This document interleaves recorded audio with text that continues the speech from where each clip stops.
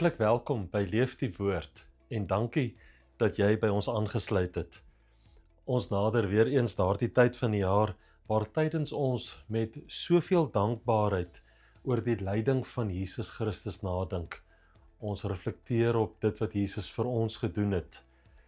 Ons is dankbaar dat Jesus Christus terwille van ons die smarte en die pyn verdra het. Dat Jesus vir ons gedoen het wat ons nie vir onsself kan doen nie. En miskien bevind jy jouself op 'n plek waar jy wonder of God jou regtig kan lief hê. Jy hoor van Christus wat gelewe het en wat gesterf het en wat opgestaan het en dat dit moontlik is om deur hom ewige lewe te kan hê, maar jy wonder tog of God jou kan lief hê. Kan hy jou lief hê tot so 'n mate dat hy jou ook die ewige lewe sal gee? Wanneer ons nadink oor die geboorte, die lewe van Jesus, sy dood en sy opstanding, sy hemelvaart en ook daardie bly verwagting wat ons het en daardie hoop dat hy weer spoedig sal terugkeer, dan gesels ons oor God se ingryping in ons lewens. En vandag wil ek vir jou sê dat God jou ook liefhet, dat hy jou ook raak sien, ten spyte van waar jy is, ten spyte van waardeur jy gaan of waarin jy jouself begewe. Ek het gedink dat ek graag vandag wil gesels oor die hoop van 'n pa, oor die verlange van 'n pa. En ek wil juis na aanleiding van Lukas 15 gesels, wat handel oor die gelykenis van die verlore seun, wanneer ons dit lees vanaf vers 11 tot vers 32. Ek wil spesifiek aandag gee op die vader se optrede teenoor hierdie seun wat teruggekom het huis toe. En ons gesels oor die genade van 'n pa wat verlang en wat wag. Dit is die beeld waarby ek graag vandag wil stil staan. 'n Vader wat verlang dat sy seun moet terugkom huis toe.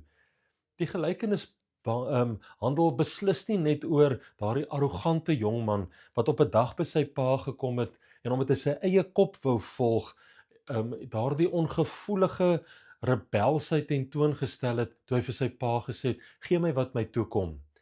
Hy het in werklikheid vir sy pa gesê, jy's vir my so goed soos dood. Nou die gelykenis gaan nie net oor hierdie seun se optrede nie. Daar is meer wat jy en ek moet raak sien. En juis wanneer ons gesels oor of God werklik waar na jou toe uitreik, na mense wat soekend is, of hy na hulle toe uitreik. Ons moet oplet na die verlange van hierdie pa, en ook die pa se optrede wat daaruit spruit. Nou kom ons let op, ons lees in Lukas 15 vers 20, dit is nou nadat hierdie jong seun weggebreek het, sy eie ding gedoen het, sy eie kop gevolg het, en homself in ellende bevind het, en toe besluit het dat hy sal teruggaan na sy vaderhuis toe, en hy by homself geredeneer het en gesê het, sy pa moet hom soos een van sy slawe maak, as sy pa hom ten minste net weer sal ontvang. En dan lees ons, het hy opgestaan en hy teruggegaan, teruggereis na sy vader se huis toe. In Lukas 15 vers 20 lees ons dan, en hy het opgestaan en hy het na sy vader gegaan. Let nou op na die pa se reaksie toe hy hom sien. Hy sê, en toe hy nog ver was, het sy vader hom gesien en innig jammer vir hom gevoel en gehardloop en hom omhels en hom hartlik gesoen. Let nou weer op na hierdie woorde, en toe hy, dis nou hierdie jong knaap, toe hy nog ver was, het sy vader hom gesien en innig jammer vir hom gevoel en gehardloop en hom omhels en hom hartlik gesoen. Kom ons let eerstens op dat die skrif dit baie pertinent stel toe hy nog ver was. Ons merk dus op dat hier 'n vader was wat dag na dag die horison dopgehou het in die verwagting dat sy seun gaan terugkeer huis toe. 'n Vader wat verlang het. 'n Vader wat nie opgehou hoop het dat sy seun sal terugkom huis toe nie. 'n Vader wat geduldig genadig op sy seun gewag het.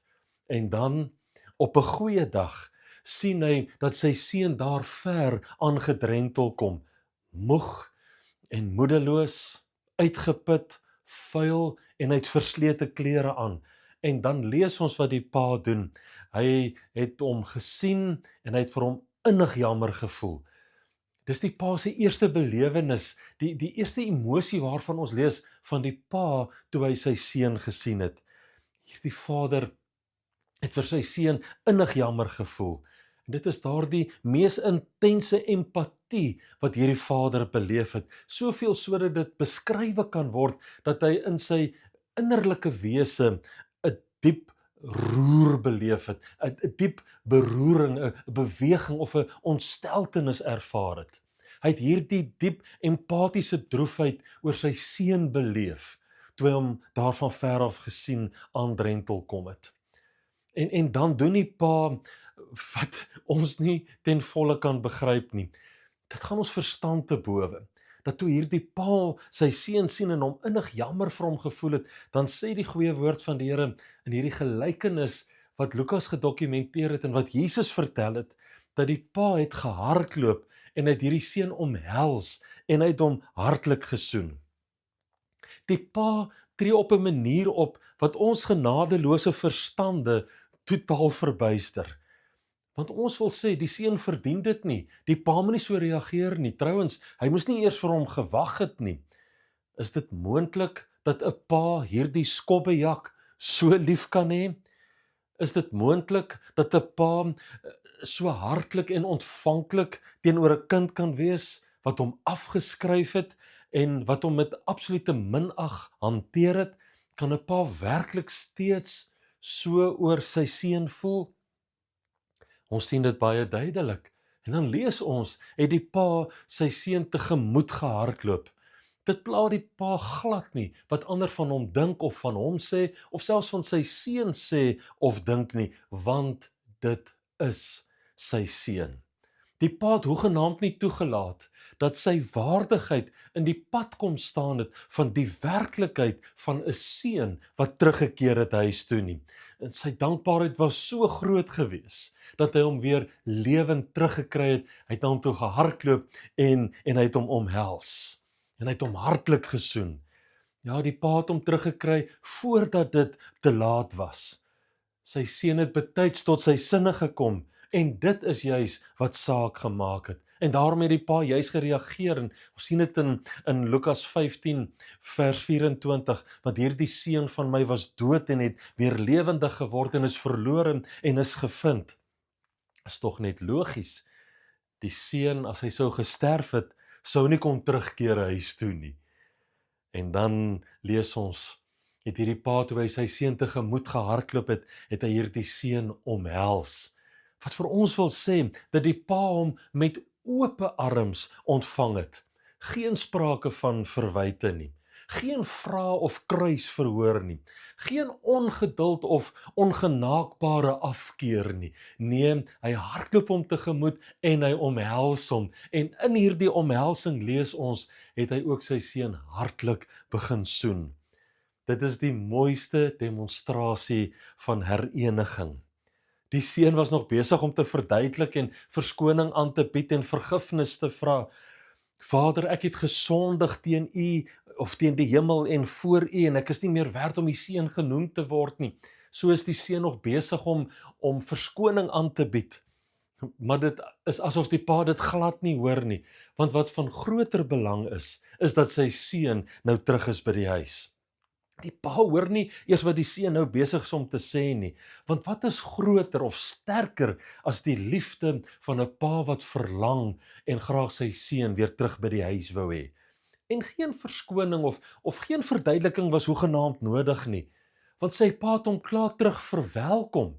Nog voordat hy verskoning kon aanbied, het die pa hom reeds tegemoet gehardloop, want hy het hom gesien en hom innig jammer gekry en hy het hom omhels en hy het hom hartlik gesoen.